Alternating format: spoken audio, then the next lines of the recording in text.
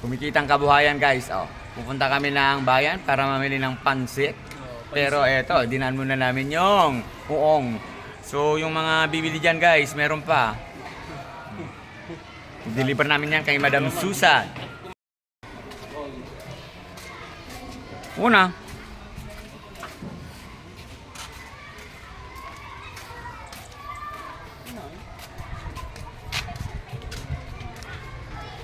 Pwede pong magtanong, saan po yung room po ni Madam Susan po?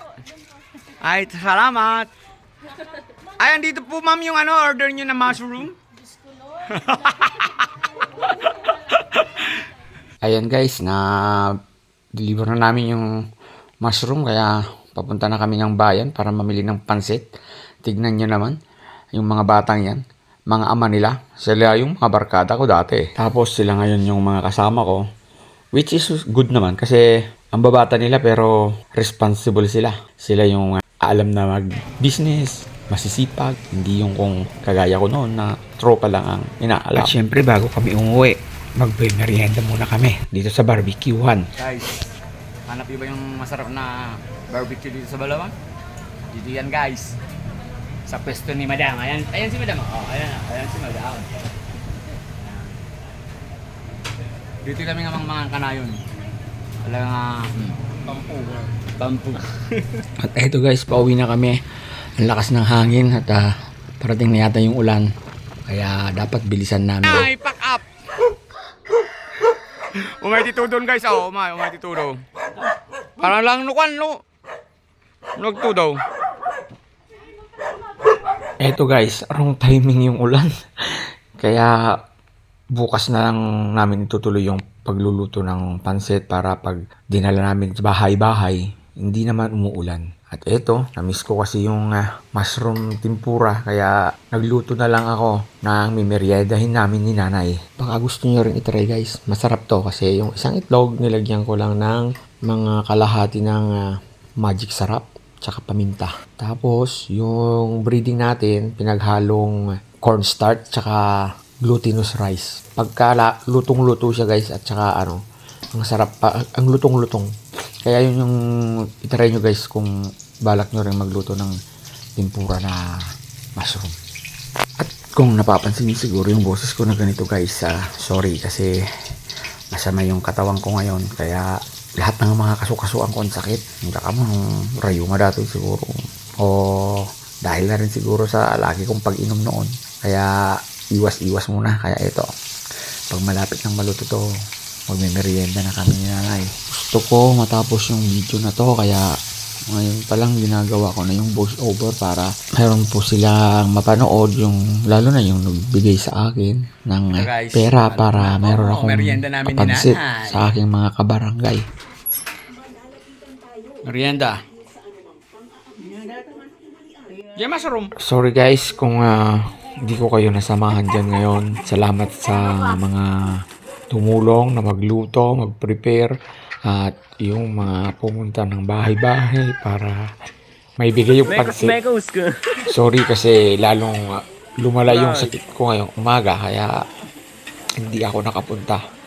Pero happy ako kasi sinendyo sa akin tong video na to para maipakita nyo sa akin yung mga suporta nyo sa akin. Maraming salamat po.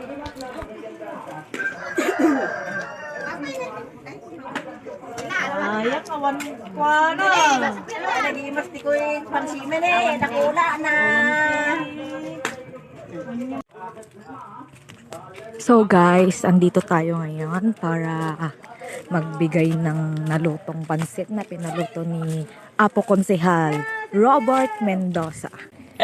Mo sa papansit ni Apo Konsehal Robert Mendoza. Ang sarap-sarap ng pansit. Nay, may ka na. Hindi ko luto. Happy birthday! Happy birthday! Ay, happy birthday, boss! Yan sinasabi ko sa'yo, dadami din ang followers mo eh. O, di naging ikaw. Ay na ni Mabin. Mag-uumpisa na rin ako Baby M! Pasasalamat na. kasi kakandidato Oh, din ako. Inang Lita, anong masasabi mo kay Bandero. Apo Robert Mendoza? Salamat. Kung tayo mga grasya. Dasal.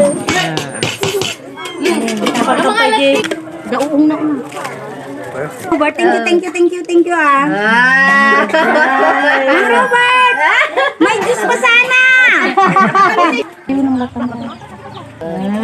Ikaw! Sabi mo kay Kagawad Robert. Thank you.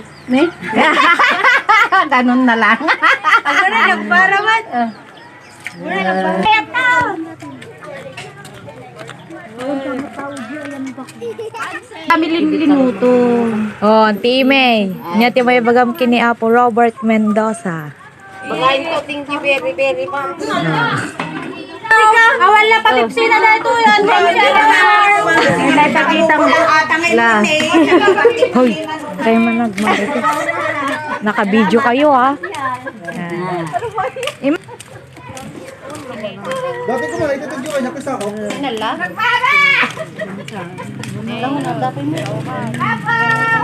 Hoy, Bes, anong masasabi mo? Gumatang kayo pansit, Apo! Gusto ka. Mueros!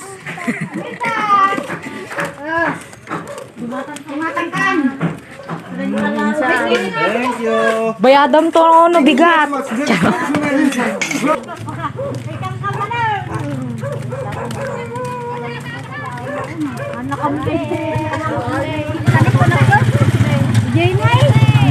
Mekos mo na yan mga EDSA. Nyati bagam. Nyati may bagam. Ay, thank you! Salamat! Sa ulitin! Bili ka ng pansit.